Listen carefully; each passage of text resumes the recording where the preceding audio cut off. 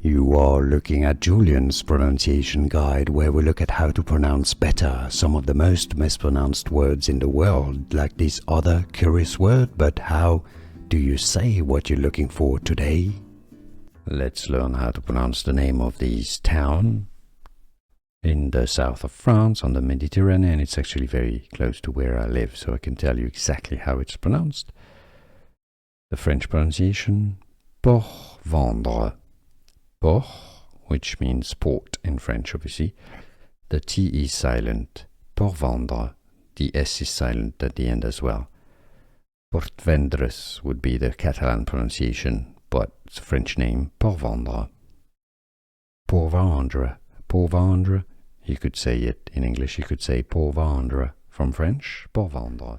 Here are more videos on how to pronounce more confusing words and names too many mispronounced. Like this video if you found it useful. I appreciate your support. I'll see you soon and thanks for watching.